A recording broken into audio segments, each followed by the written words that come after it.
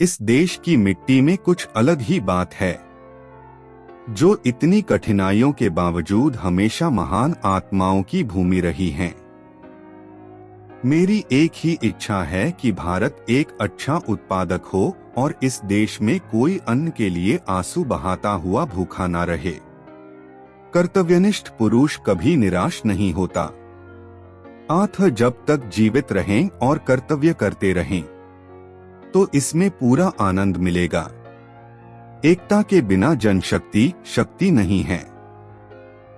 जब तक उसे ठीक तरह से सामंजस्य में ना लाया जाए और एकजुट ना किया जाए, प्राण लेने का अधिकार तो ईश्वर को है। सरकार की तोप या बंदूकें हमारा कुछ नहीं कर सकती। हमारी निर्भयता ही हमारा कवच है। किसी तंत्र या संस्थान की पुनः निंदा की जाए तो वह ढीठ बन जाता है और फिर सुधरने की बजाय निंदक की ही निंदा करने लगता है। जब तक हमारा अंतिम ध्येय प्राप्त ना हो जाए तब तक उत्तरोत्तर अधिक कष्ट सहन करने की शक्ति हमारे अंदर आए, यही सच्ची विजय है। त्याग के मूल्य का तभी पता चलता है जब अपनी कोई मूल्यवान वस्तु छोड़नी पड़ती है। जिसने कभी त्याग नहीं किया वह इसका मूल्य क्या जाने। संस्कृति समझबूझकर शांति पर रची गई है। यदि मरना होगा तो वे अपने पापों से मरेंगे। जो काम प्रेम व शांति से होता है वह वैर भाव से नहीं होता। हर जाति या राष्ट्र खाली तलवार से वीर नहीं बनता। तलवार तो रक्षा हेतु आवश्यक है, पर राष्ट्र की प्रगति को तो उसकी नैतिकता से ही मापा जा सकता है। अगर आपके पास शक्ति की कमी है तो विश्वास किसी काम का नहीं, क्योंकि महान उद्देश्यों की पूर्ति के लिए शक्ति और विश्वास दोनों का होना जरूरी है। जो मनुष्य सम्मान प्राप्त करने योग्य होता है वह हर जगह सम्मान प्राप्त कर लेता है, पर अपने जन्मस्थान पर उसके लिए सम्मान प्राप्त करना कठिन ही है। जब जनता एक हो जाती है तब उसके सामने क्रूर से क्रूर शासन भी नहीं टिक सकता। आठ जात पात के ऊंच नीच के भेदभाव को भुलाकर सब एक हो जाइए। शारीरिक और मानसिक शिक्षा साथ साथ दी जाए, ऐसी व्यवस्था होनी चाहिए। शिक्षा इस तरह की हो जो छात्र के मन का, शरीर का और आत्मा का विकास करे। थका हुआ इंसान दौड़ने लगे तो स्थान पर पहुंचने के बजाय जान गंवा बैठता है। ऐसे समय पर आराम करना और आगे बढ़ने की ताकत जुटाना उसका धर्म हो जाता है। सच्चे त्याग और आत्मशुद्धि के बिना स्वराज नहीं आएगा। आलसी ऐश आराम में लिप्त के लिए स्वराज कहा। आत्मबल के आधार पर खड़े रहने को ही स्वराज कहते हैं। अगर हमारी करोड़ों की दौलत भी चली जाए या फिर हमारा पूरा जीवन बलिदान हो जाए तो भी हमें ईश्वर में विश्वास और उसके सत्य पर विश्वास रखकर प्रसन्न रहना चाहिए। कठोर से कठोर हृदय को भी प्रेम से वश में किया जा सकता है। प्रेम तो प्रेम है। माता को अपना काना कुबड़ा बच्चा भी सुंदर लगता है और वह उससे असीम प्रेम करती है।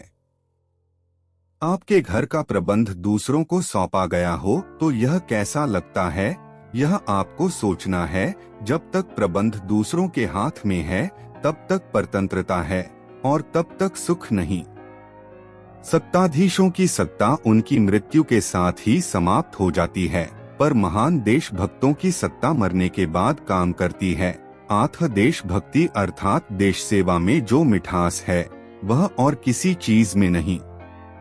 दुहक उठाने के कारण प्राय हम में कटुता आ जाती है, दृष्टि संकुचित हो जाती है और हम स्वार्थी तथा दूसरों की कमियों के प्रति असहिष्णु बन जाते हैं।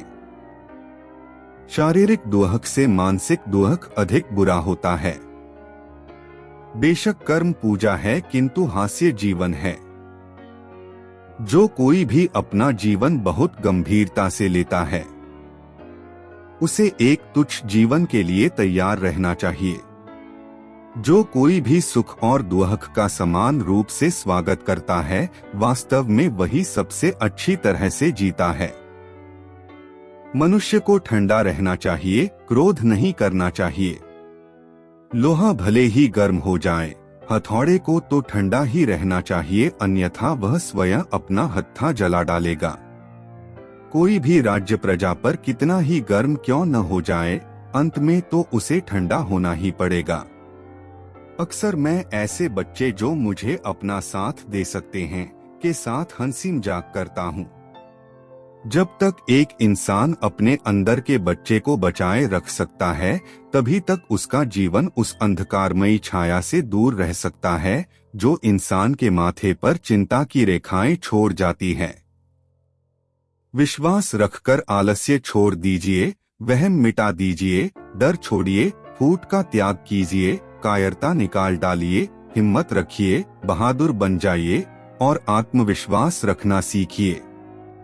इतना कर लेंगे तो आप जो चाहेंगे अपने आप मिलेगा। दुनिया में जो जिसके योग्य है वह उसे मिलता ही है।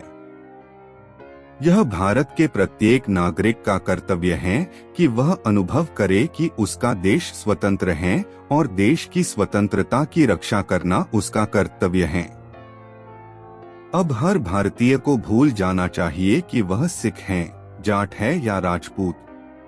उसे केवल इतना याद रखना चाहिए कि अब वह केवल भारतीय है जिसके पास सभी अधिकार हैं, लेकिन उसके कुछ कर्तव्य भी हैं। स्वतंत्र भारत में कोई भी भूख से नहीं मरेगा, अनाज निर्यात नहीं किया जाएगा, कपड़ों का आयात नहीं किया जाएगा। इसके नेता ना विदेशी भाषा का प्रयोग करेंगे, ना किसी दूरस्थ स्थान समुद्र स्तर से 7,000 फुट ऊपर से शासन करेंगे। इसके सैन्य खर्च भारी नहीं होंगे, इसकी सेना अपने ही लोगों या किसी और की भूमि को अधीन नहीं करेगी। इसके सबसे अच्छे वेतन पाने वाले अधिकारी इसके सबसे कम वेतन पाने वाले सेवकों से बहुत ज्यादा नहीं कमाएंगे और यहाँ न्याय पाना ना खर्चीला होगा, ना कठिन होगा।